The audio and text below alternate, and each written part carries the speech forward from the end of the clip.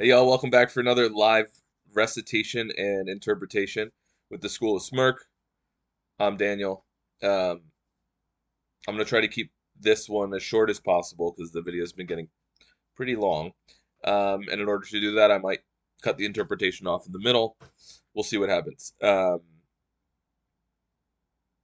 Yeah, read with me, think with me, interact with Shakespeare with me through the process. So,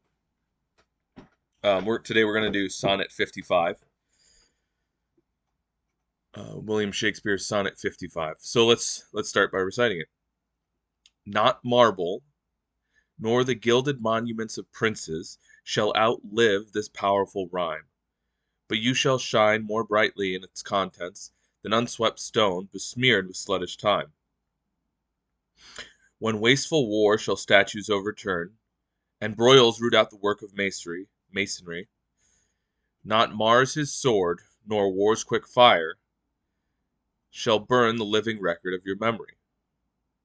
'Gainst death and all oblivious enmity shall you pace forth. Your praise shall still find room, even in the eyes of all posterity who wear this world out to the ending doom. So until the judgment that yourself arise, you dwell in this, you live in this, and dwell in lovers' eyes. Note that correction at the end. You live in this and dwell in lovers' eyes. Um, so you know, and I encourage this. I hold these in memory. I review them and discover that I've changed a word here or there, and sometimes in recitation, I can I can falter and fail to to say a certain word. The important thing and the, the embodied message is you need to keep these in your memory like the name of somebody you care about. You need to keep these in your mind and to have them because their existence, their preservation in memory allows you to bring them with you in the life process. You that is invariably changing, the you that's different the next day, will see something different, will interact with this differently. And especially if you don't have an autonomous path to selflessness, to shutting down the ego, having such words and thoughts in mind, having them held in memory, walking with them, being willing to interact with them again and again without assumption, um, having them across time can allow you in those moments that maybe you don't expect, you don't consciously engage, but in those moments when for some reason the ego quells, when it quiets, you will be able to look to interact all the more with the work that you hold within. Okay, so let's just start from the beginning. Not marble, nor the gilded monuments of princes shall outlive this pow'rful rhyme. So immediately we see that this is a discussion of life. Outlive has to do with living and an amount of time of living or what lives beyond one other thing. And then we also see that not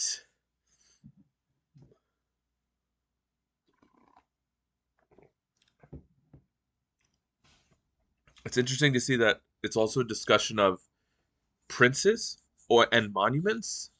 It's a discussion of even of stone, of marble. We see immediately in the exposition in the first statement that there's a discussion of life and a life which negates the, let's say, power systems, the princes, uh, who have monuments made for them as a way to establish legacy to keep power, something like that, some sort of something related to the state system and aliveness were shown right off the bat. And even though it's not the gilded monuments of princes, it's also not marble, and marble is a naturally occurring thing. Um, so then he goes on, actually, before that, the thing that it's being compared to, there's this power or state aliveness, power, state, princedom, caste system aliveness. And then we're told the question is which one outlives the other, presumably making one better than the other. And then the second thing is powerful rhyme. And maybe that harkens now back to uh, my little preface about keeping things in memory. Rhyme functions as a mnemonic device. By having rhyme built into the sonnet, he can help us to remember what's coming and help us to associate ideas that don't happen simultaneously, that happen in sequence. So there's a question of rhyme, and that rhyme itself, which is thoughts put into words, words put into an abstract context where they can gain relative meaning, um, present distinct, definite, absolute properties preserved by the creator.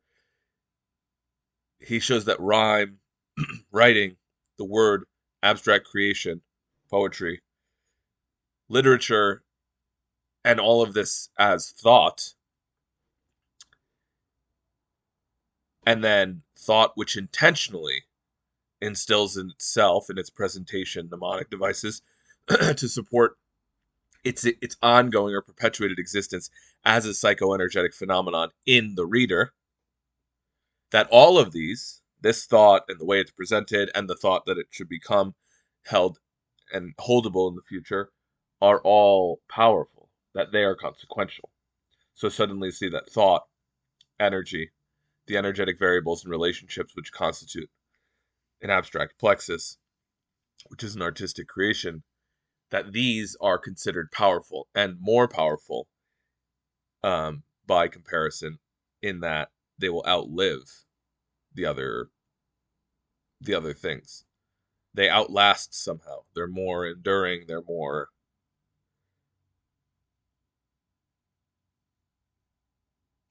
sustaining. So we're gonna see. Like let's continue to investigate.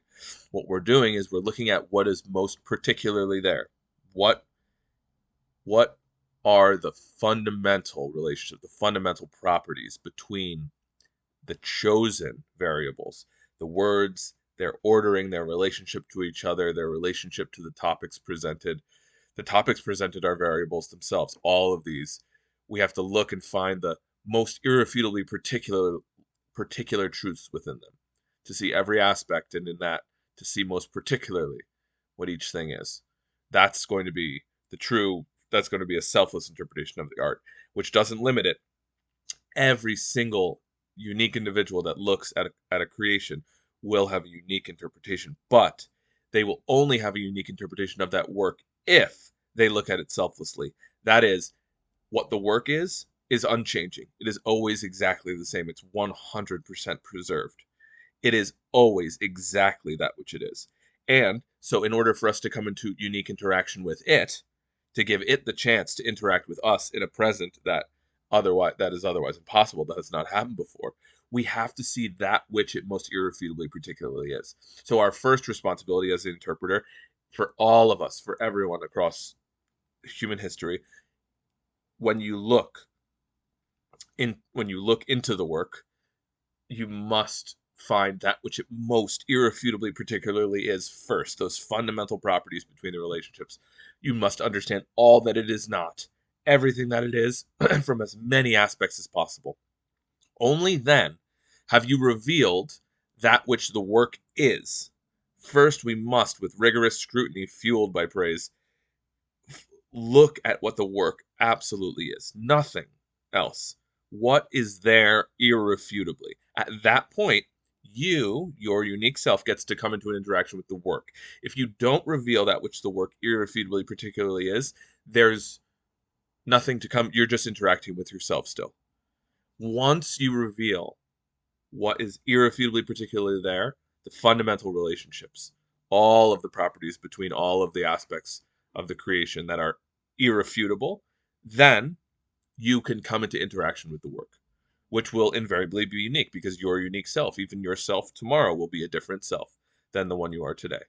As uniqueness is an irrefutably particular way of being related to all other things in a context which is ever changing. All of the other things are always changing, and so are we.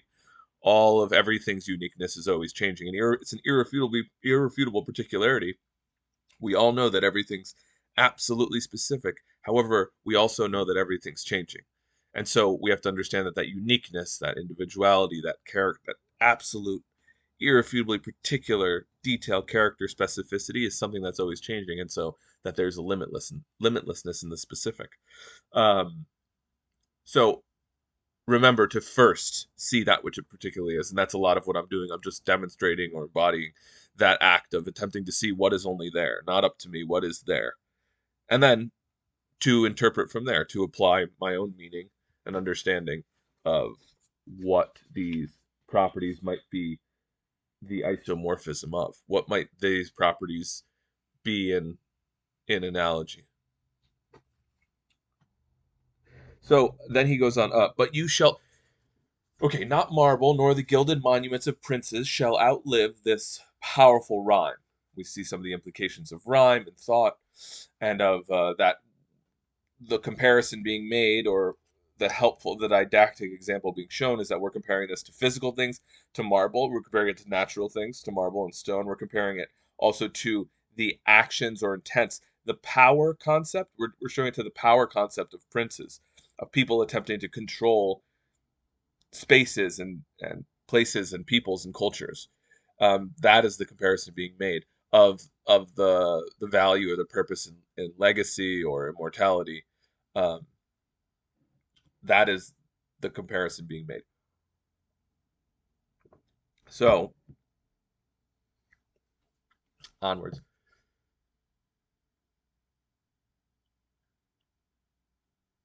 So not marble nor the gilded monuments of princes shall outlive this powerful rhyme, but you shall shine more brightly, more bright in its contents than unswept stone besmeared with sluttish time. So then we see, um, so the monuments and the marble won't outlive the rhyme.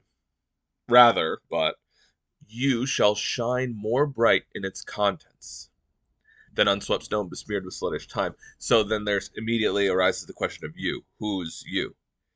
And we could say it's a couple of things. One, it could be the reader.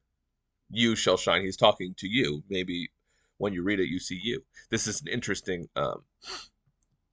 He Shakespeare often does this with the word now, but here he uses you to create an inherent paradox, which is a big path source for justifying the message that he's teaching throughout human history. You is going to be every single person that reads it. So it is the specific you and also an endless amount of yous. It's both. It is you that read it then, it's you that read it now, and it's the you that he was talking to. And it's all the yous and none of the yous. So you shall shine. And so we immediately see shine more bright in its contents. We see this is a question of light. So now light is affiliated with thought.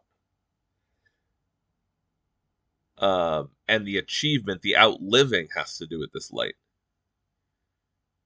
So the stone, the marble, and the monuments don't outlive the rhyme, but you shall shine more bright in its contents.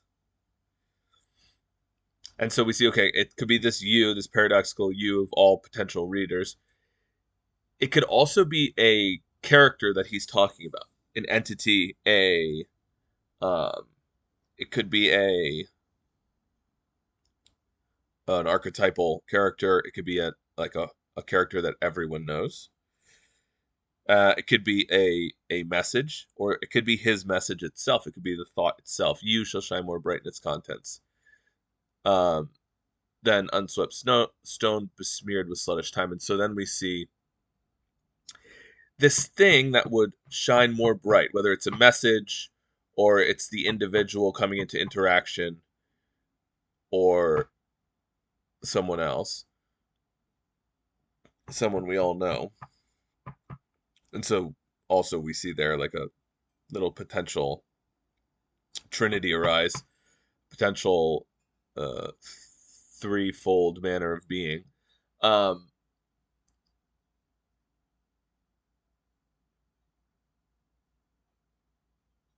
so he compares, and again he makes this, he associates this by comparison with the marble and the prince's monuments. You shall shine more bright. The message, the reader, the archetypal embodiment of the message shall shine more bright in its contents, so that its contents are a light. You're a light. Things have to do with brightness and light. The things that have to do with rhyme, the powerful rhyme, the thought preserved, have to do with light, brightness, and the opposite, the marble and the princes, the monuments, gilded in gold. Um, these are unswept stone, besmeared with sluttish time. So that doesn't seem to be something against stone, but the fact that what's definitely there is that it's unswept stone. So this has to do with, I mean, sweeping is something that humans do. So this is stone which has not been cared for. By him saying that, he also says that he doesn't mean stone. He means unswept stone. He means not stone. He means unswept stone. That means it's not about stone that is, so let's say, associated with the negative or the lesser living, the less complete aspect of reality. Let's say there's two realities, the powerful rhyme and the gilded monuments. It's not the stone, but it's unswept stone. So stone that is not cared for by humans in particular. It's not just stone that faces time, it's stone that's not cared for.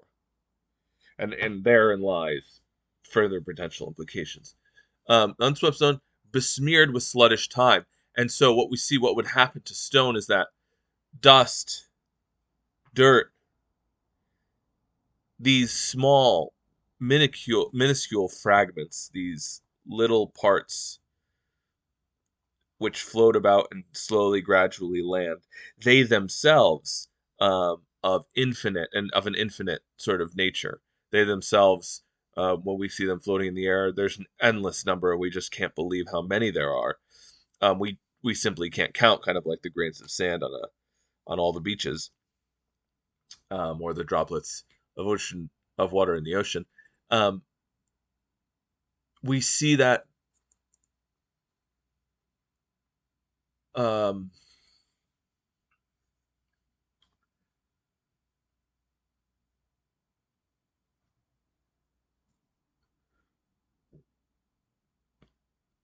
this sort of idea that time, this slow collection of time, this sequence, is something of a sluttish nature. It's something of a, like a superficial or mundane, or um,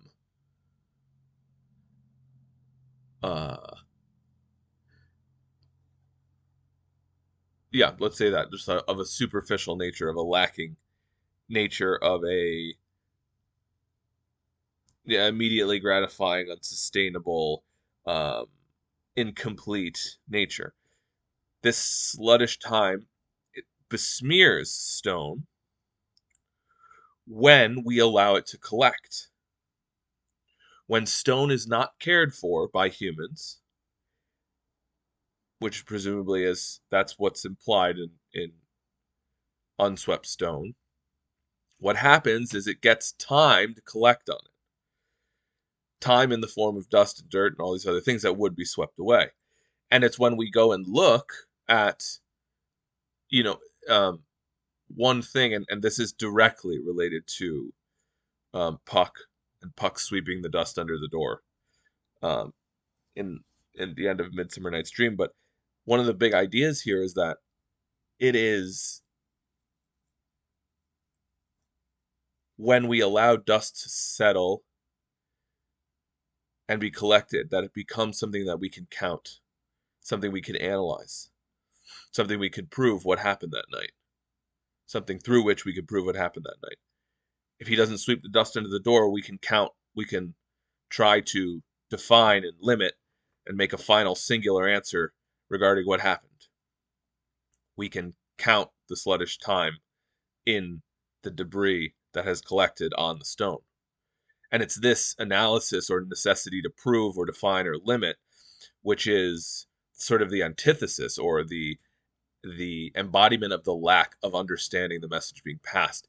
That we're being passed a message that would justify sweeping stone, a message that would encourage us to take care of, to care for, to consider even that thing, the stone, and that's why it's the philosopher's stone, the stone that's that most inanimate, that irrefutably inanimate, that most distinct from self, that most unspeaking thing, the stone, in literature, and especially in explicitly metaphysical literature, that which embodies uh, the the most distinct thing, the most distinct other, the foreign other, the non-speaking, the inanimate other.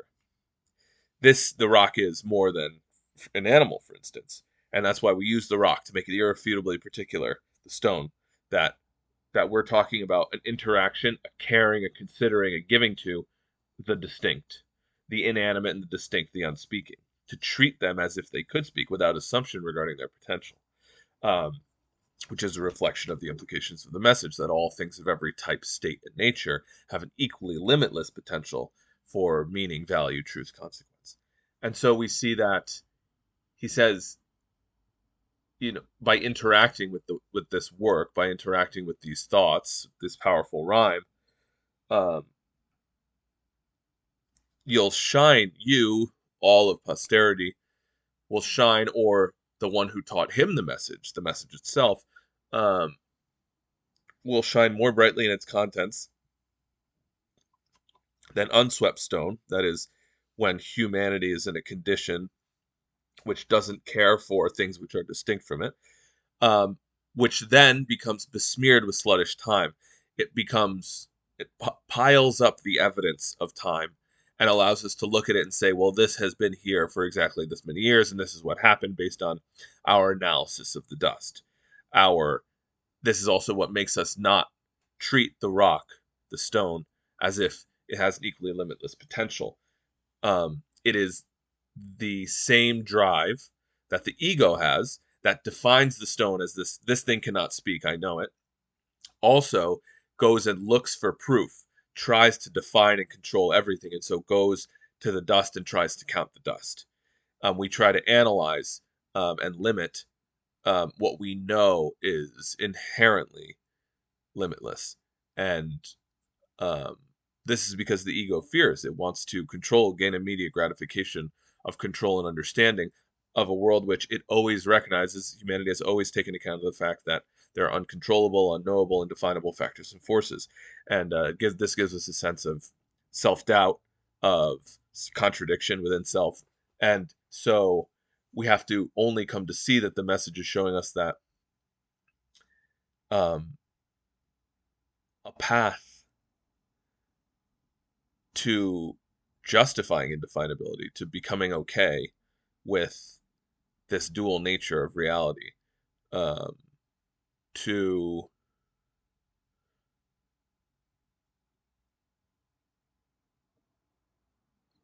to being able to justify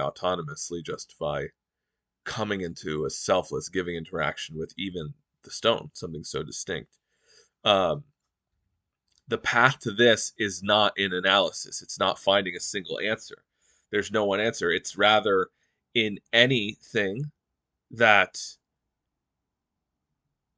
anything that would allow us to justify itself, like the uncountability of all of the dust in the world, or the sand, or the droplets in the ocean, or the star in the sky, the indefinable things, in paradox and boldness, like the you. Um, we need paths like that, any path like that, in order to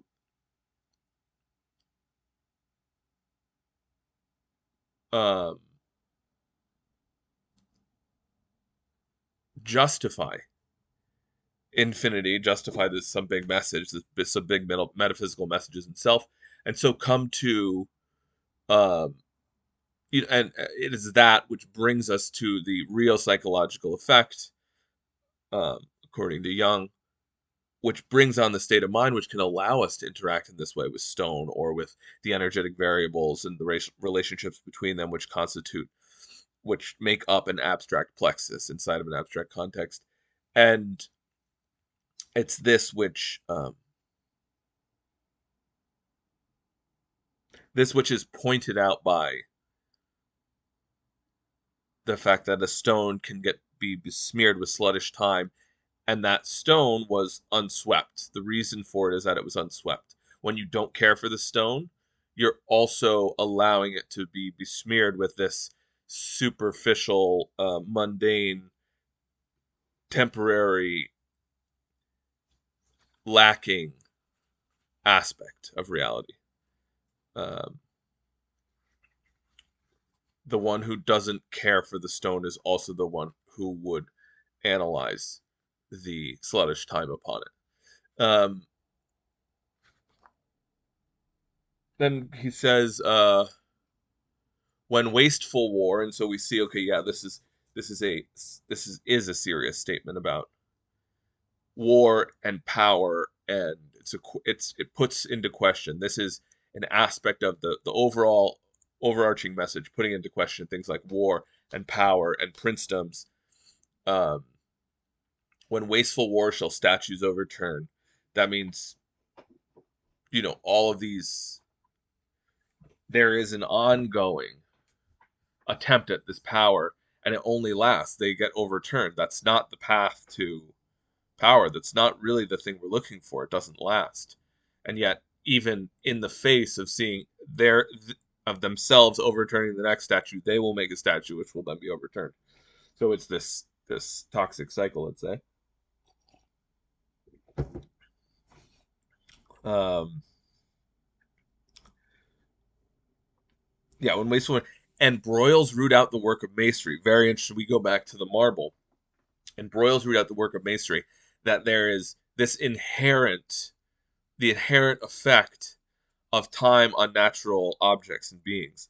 That it's not only okay. When wasteful war shall statues overturn and broils root out the work of masonry, not Mars his sword nor war's quick fire shall burn the living record of your memory. So the idea is like when simply so much time passes, it's not only war that could remove the memory or the remove the power of the statue that's held in, let's say, the power system or the power structure, but also over much bigger periods of time, not even within generations and single societies, but entire cultures, larger periods of time of human development. Time will simply, nature itself and time can simply also, on a bigger scale, remove so many of these powers or structures that we make, whether it's an individual saying, make this statue of me, or whether it's an entire culture working for 1,000 years to create something powerful by their joint effort, which also the broils will root it out. Um, so when those are the conditions, not Mars his sword, which suggests it won't be specific religions or even the presumed power of the consequences of dogma. It won't be even like religious structures that also, that's another aspect of what can be passed through time and have power, have effect. Not Mars' sword nor war's quick fire. So it won't be these larger systems or the actual killing of individuals. Um, Not Mars' sword nor war's quick shall burn the living record of your memory. And so we see that across all of these different potential occurrences, across time's nature, um, the sweep of time's nature, of natural occurrences, of societies, of religions, and their effect on societies, and um, beyond sociocultural, in all of these, not the suspected power of the gods, nor specific god systems, none of these shall burn the record of your living memory. And so we see then that we start to say again, who is who is you? And we have to start thinking to ourselves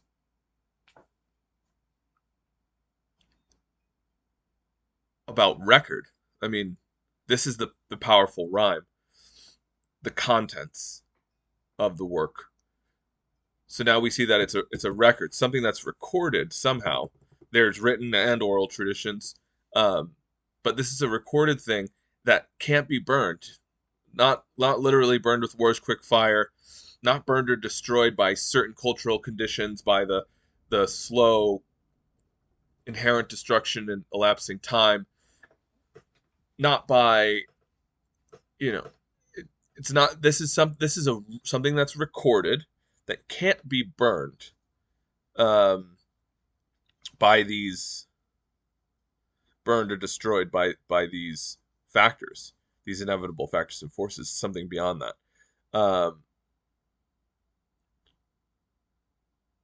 And then we see that it's a living memory. This is another huge thing.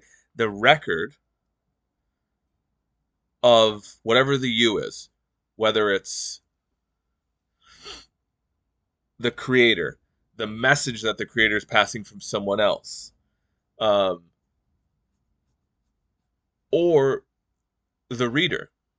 And I would say I'd say it's all of these and all of the readers. And there's again our example of bothness entering, an example of paradox being tracked in art itself, or limitlessness or infinity being tracked in a work of art, which is talking about it.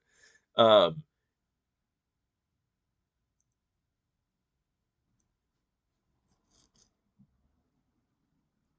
we see that whether it's the message itself, whether it's his unique thought, whether it's a message from somebody else, or the awareness and the knowledge that we all have of somebody else before, that also is the you, all of the potential readers. The record of your living memory doesn't get burned. The you can be also the unique way that he's showing also that the reader can possess and create the record of the living memory. We can also see that this still, and again, is re-inviting us to realize this is about living. The memory itself, the energy of memory, the record, the powerful rhyme, the content in which one shines bright. This is a living thing. And so we see that, okay, our creator, this creator is saying these things, where they're equivocated to stone, to marble, to gilded monuments, and said, and even compared as better, superior, outliving, unburnable, not affected, when war shall statues overturn and broils root out the work of masonry. This thing, this memory, this contents, this record, this thought preserved,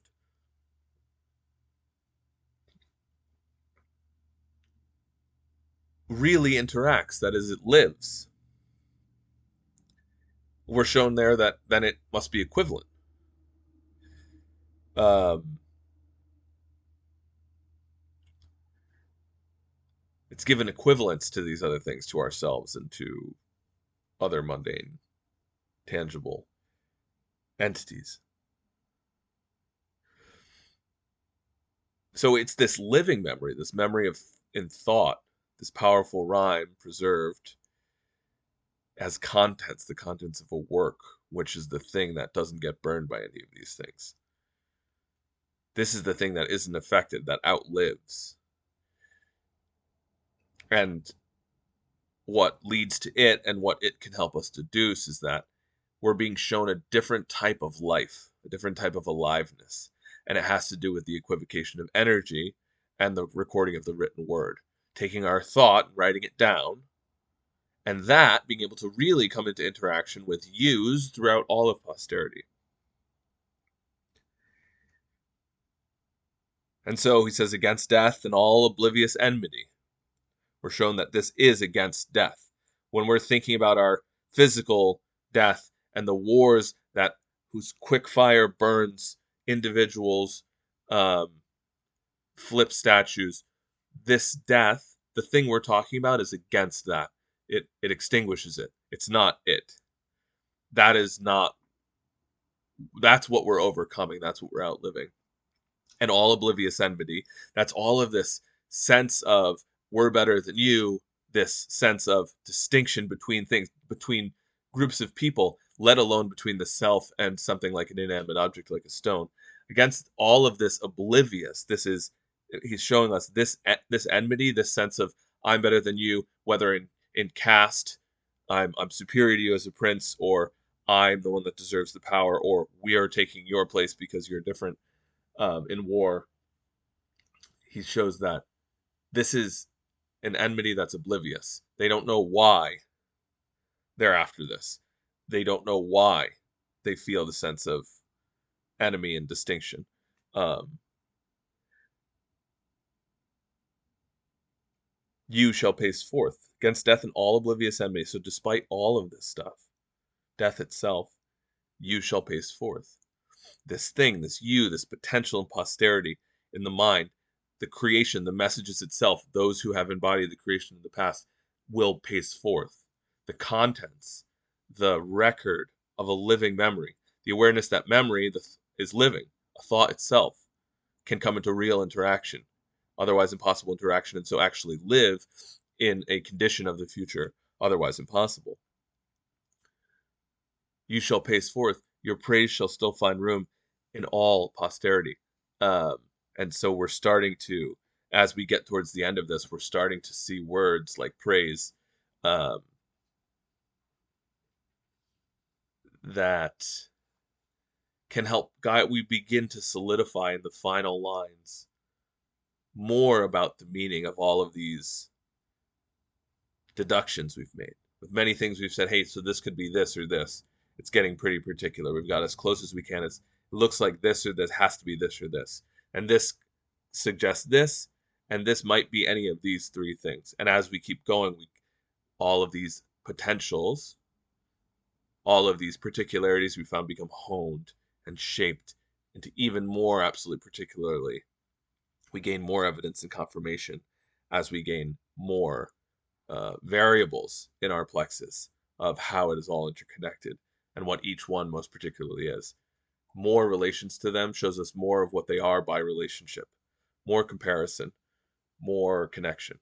Um, and so I'm going to leave it. I tried to make a short video. I don't know if I ever will be able to, but we're up to 39 minutes, so I'm just going to leave the rest to you. Enjoy the rest of Sonnet 55. That recitation and live interpretation was of William Shakespeare's Sonnet 55. And I'm Daniel with the School of Smirk. Have a good one.